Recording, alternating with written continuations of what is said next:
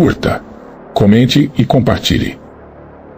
Meu nome é Ana Bárbara, sou advogada de imigração aqui nos Estados Unidos e represento o Felipe Martins no caso que envolve um registro falso de entrada no sistema migratório norte-americano. Nessa quarta-feira, vou participar de uma audiência convocada pelo juiz federal Gregory Presnell, ao lado do colega Raul Torrão, que também atua no caso junto comigo. A audiência tem como objetivo discutir os aspectos processuais e as implicações do caso, além de eventualmente avaliar uma proposta de conciliação por parte do Departamento de Segurança Interna dos Estados Unidos e do CBP, que é a agência responsável pelo controle de fronteiras nos Estados Unidos. O que está em jogo aqui vai muito além de uma simples correção documental.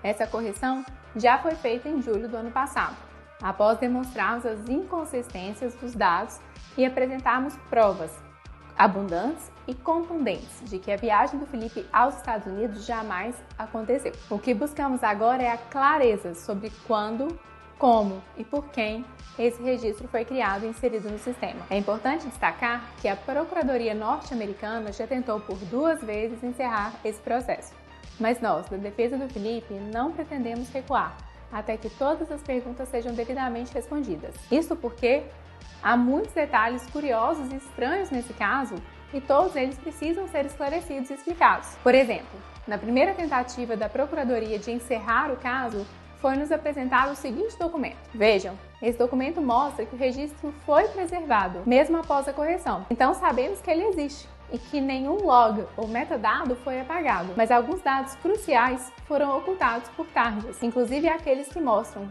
quem foi o agente responsável e qual foi a data de criação do documento. Para que vocês entendam melhor por que precisamos dessas informações, eu vou voltar um pouco no tempo. Em abril de 2024, quando o Felipe estava preso e eu fui procurada para assumir o caso nos Estados Unidos, a minha primeira ação foi de solicitar o documento que de fato poderia esclarecer qual foi a última entrada dele nos Estados Unidos, o chamado I-94, que é emitido pelo CBP no momento que o viajante ingressa nos Estados Unidos. Naquele momento, o Felipe tinha sido preso por ordem do ministro Alexandre de Moraes sob a alegação de que ele teria viajado nos Estados Unidos no dia 30 de dezembro de 2022. Os advogados dele no Brasil apresentaram provas de que essa viagem nunca havia ocorrido, incluindo passagens de voos domésticos que demonstram sua permanência em território nacional naquela data. Em março, a própria Procuradoria-Geral da República pediu a sua soltura, reconhecendo que não havia nenhuma evidência de que ele tivesse deixado o país. Mas ao invés de soltá-lo, o ministro determinou novas diligências pela Polícia Federal. Foi então que surgiu o chamado Travel History, um documento informal e sem validade jurídica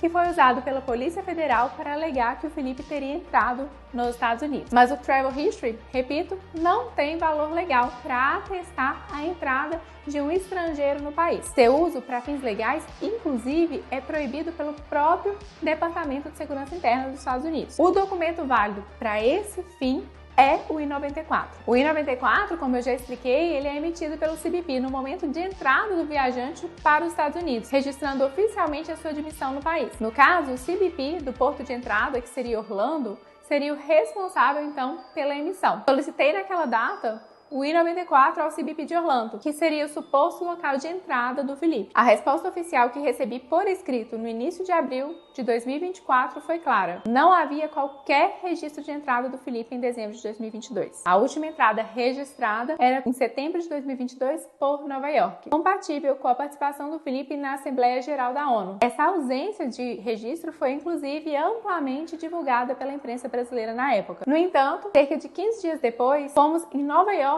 para solicitar o I-94 emitido por lá, para confirmar a entrada em setembro de 2022. E fomos surpreendidos com a informação de que então constava uma entrada por Orlando. Para explicar, o I-94, ele atesta a última entrada. O que poderia então ter mudado nesse curto intervalo de tempo? Retornamos então ao CBP de Orlando, foi quando tivemos acesso a um novo I-94, que não existia na nossa consulta anterior e que apresentava 3 erros graves. O primeiro deles, o nome do Felipe estava grafado incorretamente. Estava Felipe com E e não com I, como deveria ser. O segundo deles é que tinha uma classe de vistos diferente da utilizada por ele. Na época, o Felipe possuía apenas o visto G, mas o sistema apresentava um visto de classe A2, o que estava incorreto. E o mais grave, número 3. O número do passaporte no I-94 pertencia a um passaporte que havia sido perdido e cancelado quase 2 anos antes da suposta viagem. Fato que é comprovado, inclusive, por boletim de ocorrência. Após árduos processos de diligências internas junto ao Departamento de Segurança Interna, que é o responsável pelo CBP, conseguimos remover esse registro. Contudo, mesmo após conseguirmos a correção, as dúvidas permanecem. Quem criou esse registro de entrada? Quando exatamente ele foi inserido no sistema? E ainda, porque ele só apareceu dias após o CBP confirmar por 2 vezes que a última entrada do Felipe havia acontecido em setembro de 2022. Nós tentamos obter as respostas para essas perguntas pelas vias administrativas, por meio do FOIA, Freedom of Information Act, uma lei que permite o acesso às informações e dados do governo federal e que funciona similar à Lei de Acesso à Informação no Brasil, mas não obtivemos êxito. É por isso que agora estamos buscando respostas na via judicial. Esse caso não trata apenas de um documento, ele trata da integridade dos sistemas públicos, da confiança no sistema migratório americano, da responsabilidade das instituições e autoridades envolvidas. E para o Felipe, trata-se de lançar a luz sobre as reais circunstâncias da sua prisão. Uma prisão injusta que durou mais de 6 meses e que causou prejuízos pessoais, profissionais e familiares enormes para o meu cliente. Seguiremos firmes até que tudo isso seja esclarecido. Fico à disposição em caso de dúvida. E não se esqueça, se inscreva no canal. Passa o meu dia.